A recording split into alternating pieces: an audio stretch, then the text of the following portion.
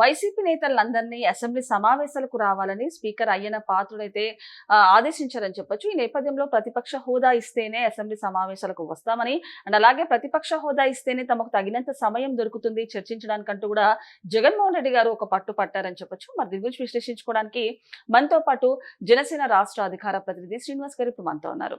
నమస్తే సార్.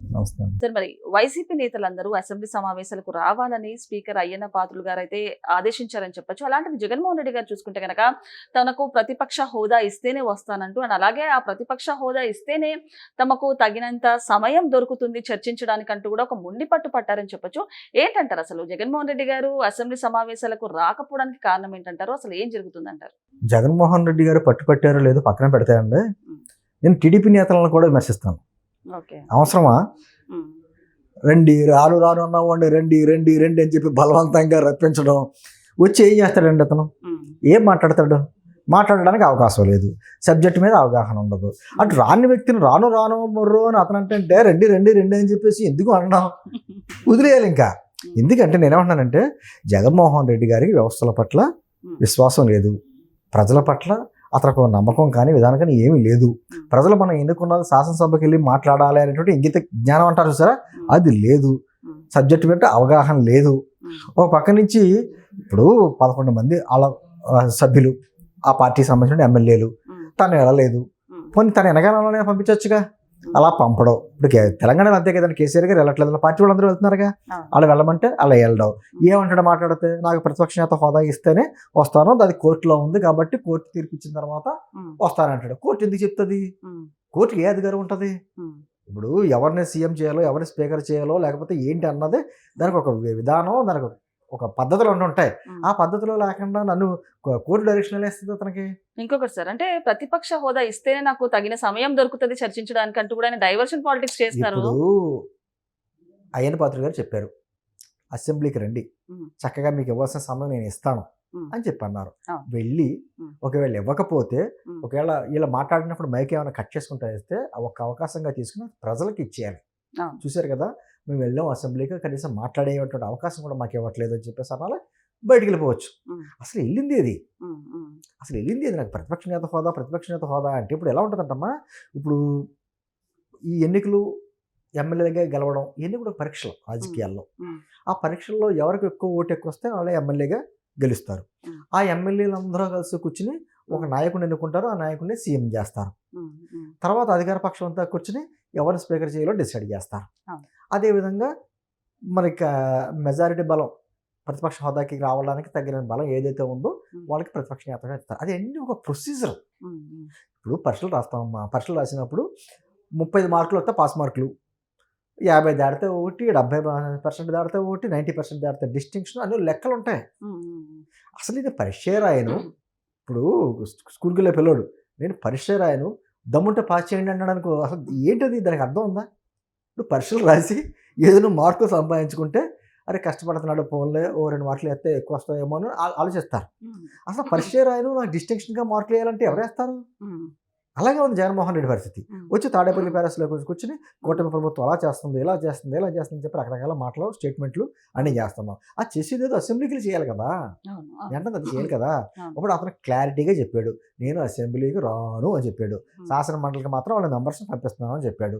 ఒకప్పుడు అదే జగన్మోహన్ రెడ్డి శాసన మండలి అంటే డబ్బుకు వృధా, సమయం వృధా, అందుకని శాసన మండలి రద్దు చేయాలని కోరిన వ్యక్తి ఈరోజు శాసన మండలి దిక్కయింది అతనికి. వెంటంది అతను మాటలకి అసలు అర్థాలు లేకుండా ఉన్నాయి.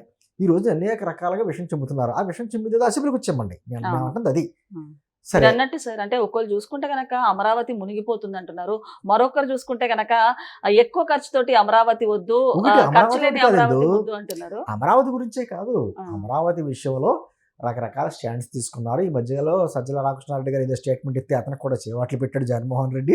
ఇవన్నీ మనకు తెలుసు. అమరావతి విషయంలో మొదటి నుంచి వాళ్ళ స్టాండ్ మనకు అర్థమైపోతుంది. అమరావతి రాజధాని నిర్మాణానికి వాళ్ళ పూర్తి వ్యతిరేకం. వాళ్ళు ఎన్ని రకాలుగా మాట్లాడినా వాళ్ళ మనసులోంచి వచ్చిన మాటలు ఏమీ కాదు. ఖచ్చితంగా అమరావతి రాజధాని నిర్మాణానికి వాళ్ళకి ఇష్టం లేదు నిర్మాణం అవడం. అలాగే పోలవరం కంప్లీట్ అవ్వకూడదు. ఇప్పుడు అన్ని కంప్లీట్ అయిపోతా చెప్పుకోవడానికి ఏముంది? అందుకని ఏదో రకంగా ఏది కంప్లీట్ అవ్వకూడదు. పారిశ్రామికవేత్తలు మన రాష్ట్రంలో అడుగు పెట్టకూడదు, పరిశ్రమలు పెట్టకూడదు. పీపీపీ మోడల్లో ఏవి కూడా కన్స్ట్రక్షన్ అవ్వకూడదు, అలాగే నిర్మాణాలు సాగుతూ ఉండాలి. వీటన్నిటికీ అతను వ్యతిరేకం. కాబట్టి నేను అంటుంది అది కాదు. నేను అన్నిటికంటే ముఖ్యం ఎందుకు నేనేమంటున్నానంటే ఆ 11 నియోజకవర్గాల ప్రజలు వాళ్ళు నిలదీయాలి, వాళ్ళలో చైతన్యం రావాలి.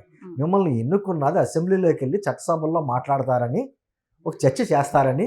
మేము శాసనసభ్యుడి బాధ్యతే శాసనసభకి వెళ్ళి చట్టాల మీద ఒక చర్చ చేయాలనే విధానంతో మిమ్మల్ని ఎన్నుకున్నాం. మీరు ఎన్నికైన తర్వాత మీరు తాడేపల్లి ప్యాలెస్లోనూ బెంగళూరు ప్యాలెస్లోనూ పడుకుంటానంటే ఎలా కుదురుద్ది? మీకు అంత ఇష్టం లేకపోతే రాజీనామా చేయండి, మాకు నచ్చిన వ్యక్తిని, మా సమస్యలు మాట్లాడే వ్యక్తిని మేము ఎన్నుకుంటామని చెప్పేసి అని తిరుగుబాటు ప్రజలు రావాలి. అండ్ ఇంకొకటి సార్, జగన్మోహన్ రెడ్డి గారు మినహా మిగతా కొంతమంది వైసీపీ నేతలు అసెంబ్లీకి వెళ్ళడానికి రెడీ అవుతున్నారని చెప్పొచ్చు. నీకు బొత్స సత్యనారాయణ కూడా కారణం అంటూ, జగన్మోహన్ రెడ్డి గారు అసెంబ్లీ వెళ్ళకపోవడానికి ఆయన కూడా ఒక ప్రధాన కారణం అంటూ కూడా చెప్తున్నారు. అంటే బొత్స సత్యనారాయణ గారు సీనియర్ లీడరు, ఆయన కాంగ్రెస్ పార్టీకి పిసిసి ప్రెసిడెంట్గా చేసిన వ్యక్తి. ఆ పిసిసి ప్రెసిడెంట్గా ఉన్న టైంలో జగన్మోహన్ రెడ్డిని నానా రకాలుగా విమర్శించిన వ్యక్తి.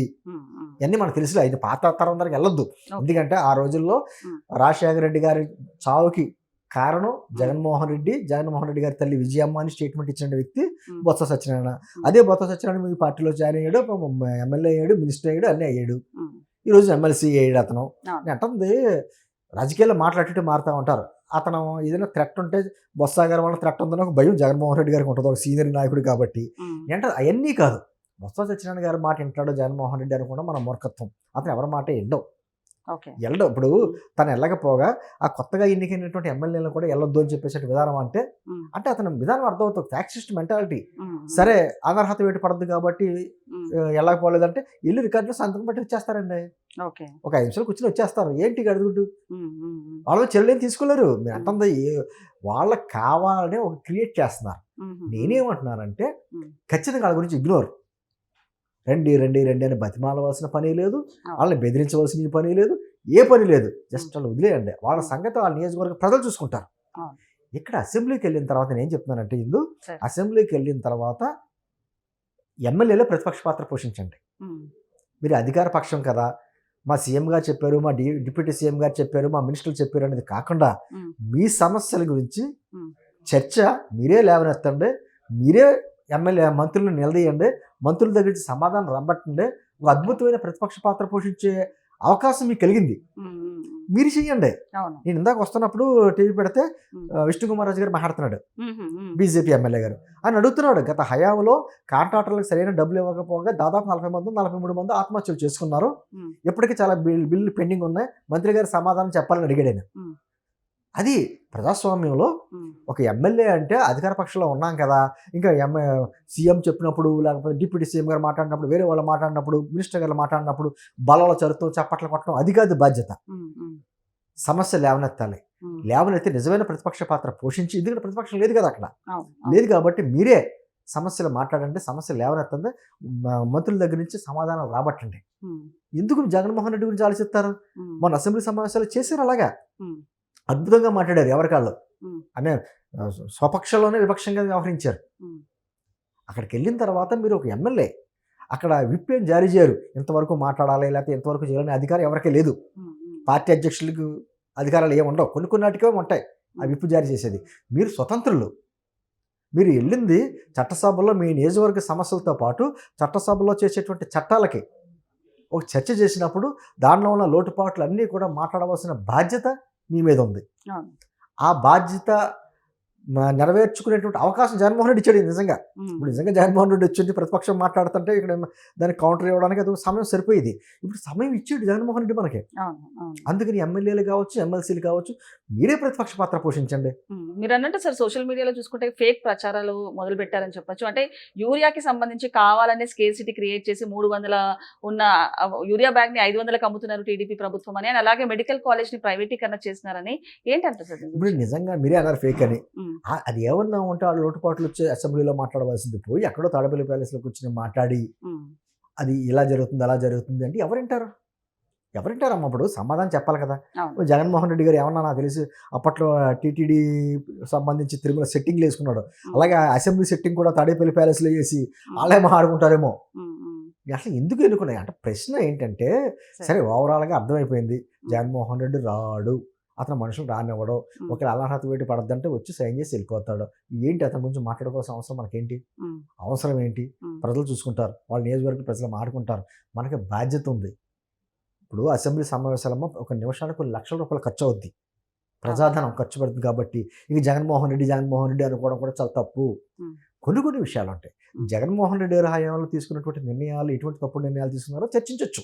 ఉమ్, ఉమ్, దాన్ని ఖండిస్తా ఈ ప్రభుత్వం వచ్చిన తర్వాత దాన్ని ఏ విధంగా సరి చేసుకుంటా ముందుకు వెళ్తున్నాం అన్నది మాట్లాడచ్చు. అవును. అంతవరకు చేయాలే తప్ప ఉమ్, జగన్మోహన్ రెడ్డి రండి రాను అంటే ఇప్పుడు గుర్రాన్ని బలవంతంగా తీసుకెళ్ళొచ్చు, కానీ నీళ్లు తాగించలేంగా. కరెక్ట్. అవును, అవును. అలాగే రండి అంటే వచ్చి సంతకం పెట్టి వెళ్ళిపోతాడు. ఏం చేస్తారు మీరు? ఉమ్, సమయం అటువంటి వ్యక్తుల గురించి సమయం వృధా చేసుకోకుండా ఉమ్, ఎమ్మెల్యేలు ఎమ్మెల్సీలు మీరే ప్రతిపక్ష పాత్ర వహించి ఉమ్, ప్రజల పక్షాన ప్రజల గొంతుగా మీరు నిలవండి. అవును. అద్భుతమైన అవకాశం. ఉమ్, అంతే తప్ప అతన్ని జస్ట్ ఇగ్నోర్, ఉమ్. అతను వదిలేస్తే ఆ నియోజకవర్గ ప్రజలు వాళ్ళు చూసుకుంటారు. అండ్ అలాగే ప్రజల సమస్యలను Yes. తీర్చే ఒక మంచి సొల్యూషన్ కూడా దొరుకుతుంది అని అద్భుతమైన చెప్పొచ్చు. అవకాశం. అవును. ఇప్పుడు ఎమ్మెల్యేలకు అద్భుతమైన అవకాశం వచ్చింది, వాళ్ళే మాట్లాడొచ్చు. అవును. మంత్రులు మాట్లాడండి, మంత్రులు సమాధానం చెప్తారు ఏం చేయబోతున్నారు. అలాగే ఈ రోజు దాదాపు 10 ఆర్డినెన్స్ల మీద, ఆ చట్టాలుగా రూపొందించేలా వాటి మీద డిస్కషన్ నడుస్తుంది. మాట్లాడండి, ఉమ్, లోటుపాట్లన్నీ మాట్లాడండి, ఉమ్, ప్రజలు హర్షిస్తారు. అరే అధికార పక్షం అని చెప్పేసి వాళ్ళకి చప్పట్లు కొట్టే జనం కాదు, నిజమైన ప్రజాపక్షం వీళ్ళు, ఉమ్, ఉమ్. మా గొంతుగా మాట్లాడుతున్నారు అనేటువంటి అద్భుతమైన అవకాశం. అది అవకాశం సద్వినియోగం చేసుకోమంటున్నాను. ఉమ్, ఇక్కడతో వదిలేసి ఇంకా జగన్మోహన్ రండి అని అడిగే విధానం కూడా కరెక్ట్ కానిదని నా అభిప్రాయం. ఓకే. ఓకే సార్, నమస్తే.